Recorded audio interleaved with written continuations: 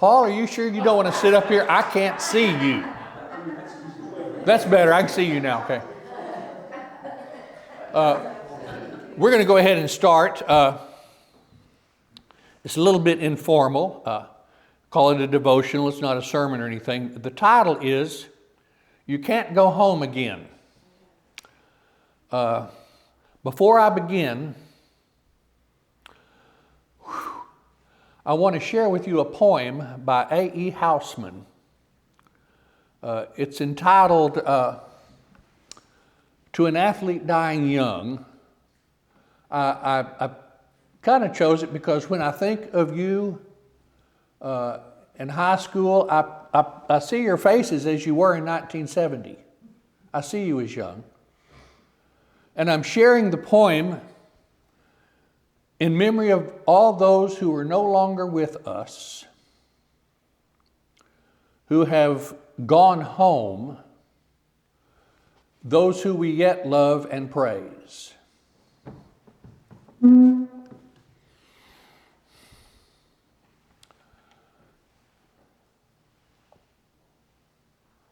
in, Alan.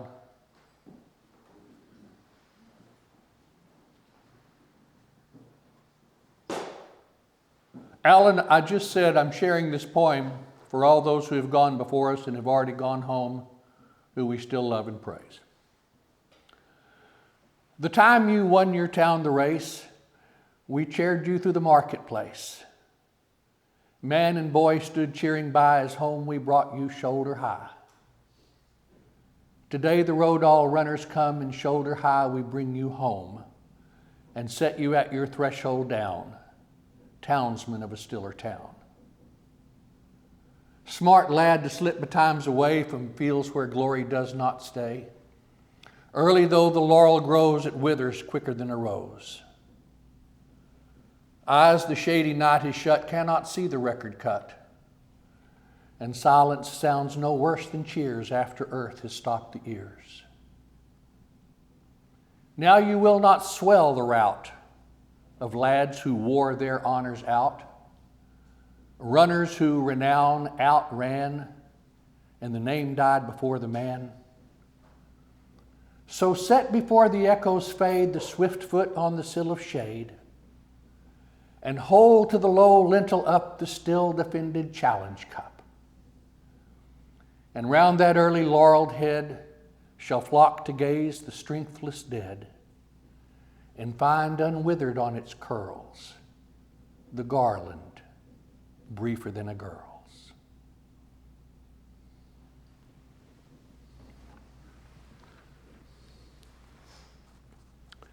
This is our scripture reading for today. It comes from the second book of Samuel, 23rd chapter, and verses 13 through 16a. Toward the beginning of the harvest, 3 of the 30 chiefs went down to join David at the cave of Adullam, while a band of Philistines was encamped in the valley of Rephaim. David was then in the stronghold, and the garrison of the Philistines was then at Bethlehem. David said longingly, "Oh, that someone would give me water to drink from the well of Bethlehem that is by the gate."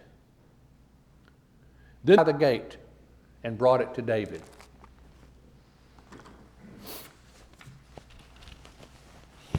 There was a time during the American Civil War when the rival armies were encamped on opposite banks of the Potomac. The Union band played one of its patriotic tunes, and the Confederate musicians quickly struck up a melody that was dear to the heart of any Southerner. Then one of the bands began to play Home Sweet Home, and the musical competition ceased, and the musicians from the other army joined in, and soon voices from both sides of the river could be heard singing, "There is no place like home." Henry Anatole Grunwald reflected, "Home is the wallpaper above the bed, the family dinner table, the church bells in the morning, the bruised shins of the playground, the small fears that come with dusk, the streets and squares and monuments and shops that constitute one's first universe. And John Pierce added, home is a place you grow up wanting to leave and grow old wanting to get back to. Now, the saying you can't go home again means that when you return to a place from your past, it won't be the same as it was, and you yourself will have changed. The phrase gained popularity as the title of Thomas Wolfe's novel, where it reflects the reality that things and people evolve over time. The phrase had many implications in the novel. You can't go back home to your family. You can't go back home to your childhood. Back home to a romantic love. Back home to a young man's dreams of glory and fame. Back home to the ivory tower. Back home to the places in the country. Away from the conflict of the world. Back home to the old forms and systems of things that once seemed everlasting, but have all changed over time. The Gospel of Mark tells how one time Jesus, now an adult, returns to his hometown of Nazareth. He goes to the church in which he was raised. He's brought up, he begins teaching. And those who had known the young man ask, is not this the carpenter, the son of Mary? His brothers and sisters are right here. Where did this man get this teaching? And Mark says, because of this, he could do no mighty works there. And he left saying, prophets are not without honor, except in their hometowns. Nazareth had changed. Jesus had changed. It seems all homes change. One or two of you may have, probably a few of you, remember the movie Failure to Launch. Terry Bradshaw plays father to Matthew McConaughey's character. They can't get the son out of the house. He comes home after a short absence, and his home has changed. The son finds out that his father has changed the son's bedroom into the father's naked room, where he feeds his goldfish in the nude.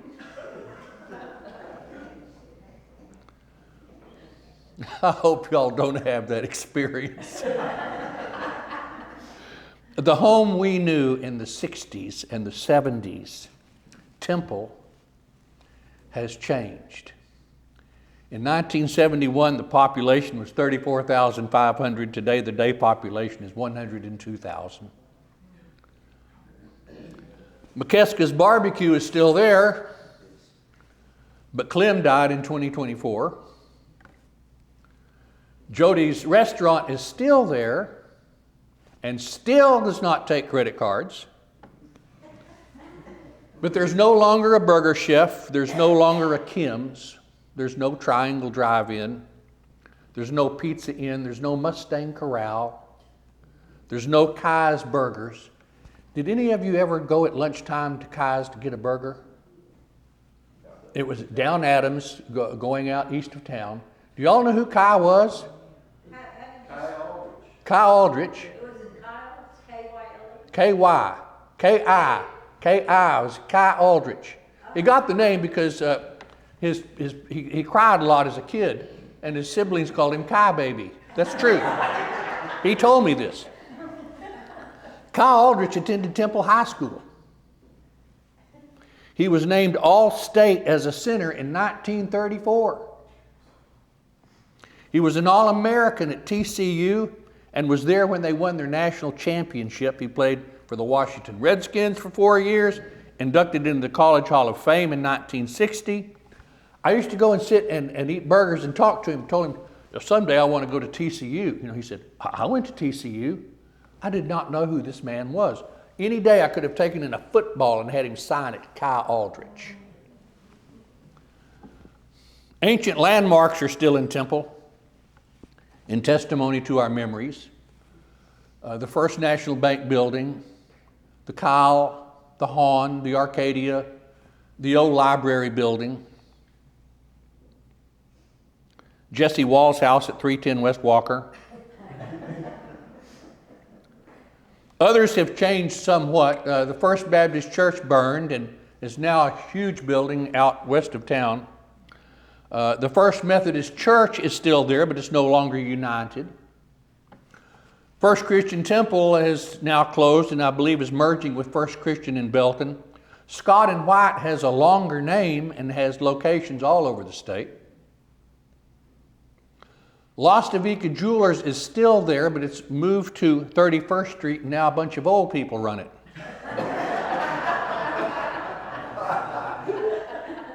There's no Uncle Lee's Toy World.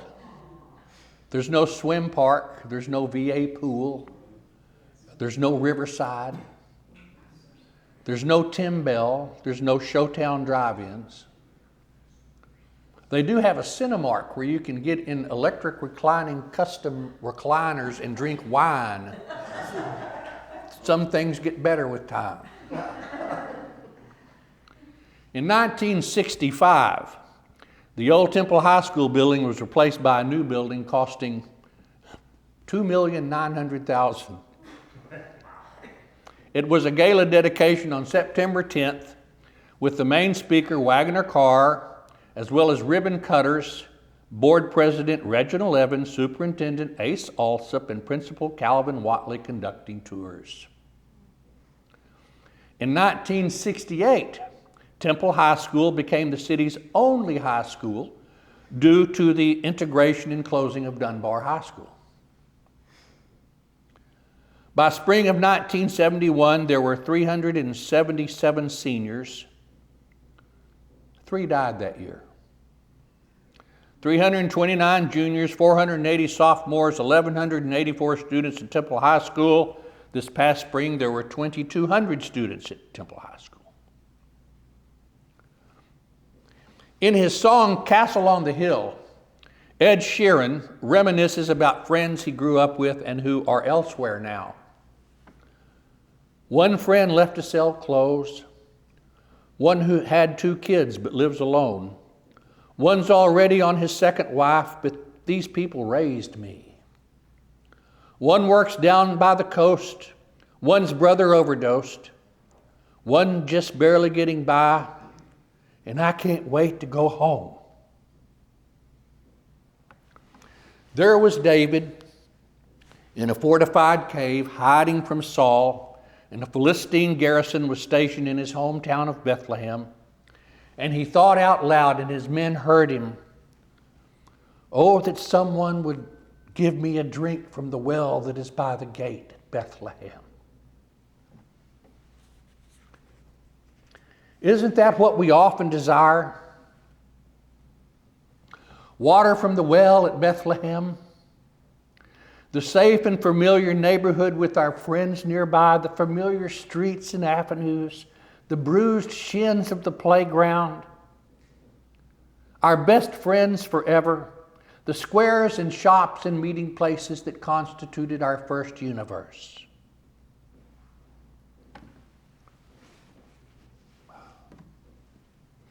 In her 2012 memoir, Let's Pretend This Never Happened, Jenny Lawson shares how after living in Houston for a few years, she and her husband Victor returned to San Angelo to visit family. She writes, "We came home to stay with my parents for the weekend, and my mother proudly announced that San Angelo now had some new coffee place. Everyone was talking about it. We drove to see what I expected to see, some rural cowboy coffee shop. But instead, Starbucks stood on the corner, looking wrong and out of place to the shops that hadn't changed since I was a kid. Oh, thank Christ," Victor said, "civilization comes to West Texas at last." It bothered me not that Victor equated caramel mustachios with civilization, but that there had been a turning point. A final tip over the edge when I realized that the small town I'd always expected to come back to no longer remained, at least not in the same way as before. Later that night, I sat on the porch looking at the same stars I'd seen when I was 10. I just wanted to go back to life from my childhood, just to visit it, just to touch it, and to convince myself that yes, it had been real. Victor could tell I was upset, but I couldn't find a way to describe it without sounding ridiculous. "It's nothing," I said. "It's just that Have you ever been homesick for a place that doesn't actually exist anymore? Some place that exists only in your mind.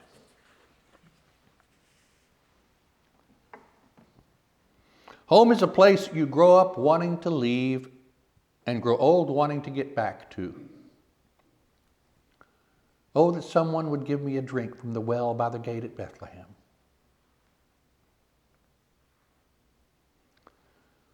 How do you know when you're home? When you have that sense of belonging and connection, sense of security, when you're in a place where you know you are truly accepted, when you find that deep sense of comfort and belonging, when your spirit feels at ease and your heart is encouraged, and you know you found your people. Home is more than a physical space. It is also a state of being.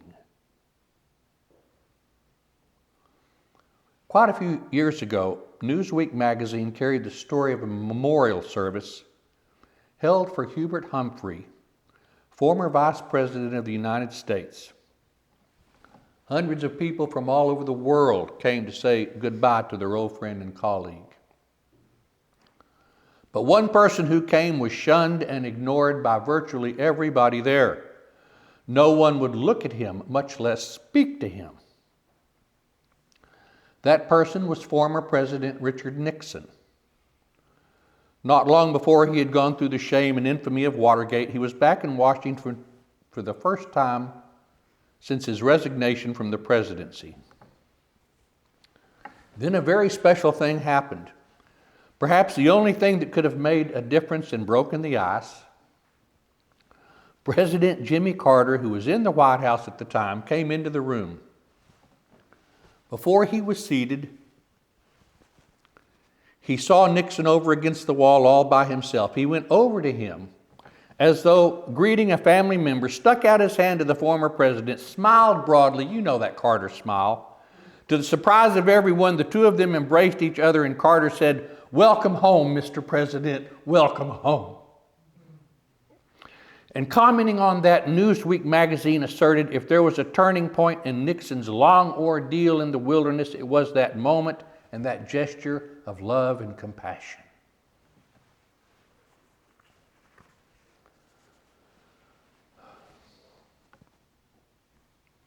We may have such little time to still enjoy the vintage of friendships we have had the blessing of relishing for a lifetime.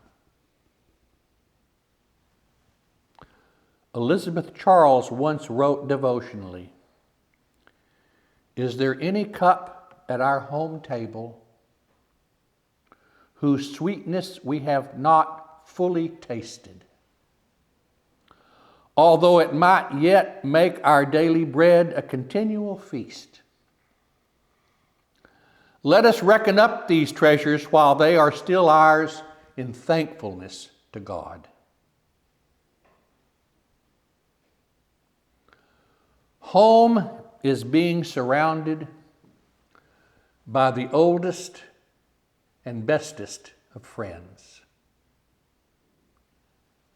And so I say to you, my friends, welcome home.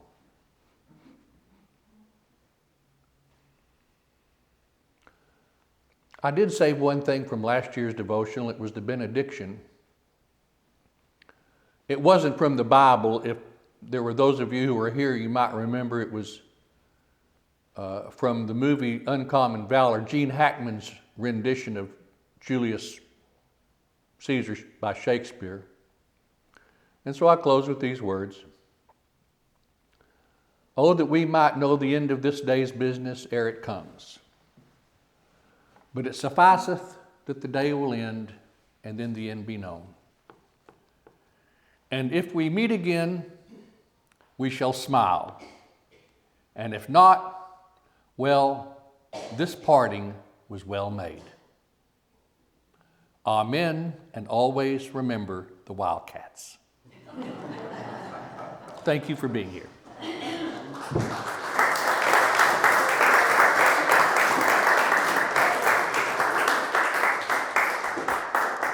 Thank you, thank you. Great job, Greg. Good class, great class. I'm glad I'm part of y'all. We're fortunate to have you, buddy. Thank you. Your name tag so we can. Class of 71, we're getting together at Summers Mill on October 19, 20, and 21 of 2025, 54 years after we graduated. We had a great turnout. We just had a wonderful sermon from Reverend Nichols, and we're on our way home now with a warm and fuzzy feeling. All right? Thank you, Nellie.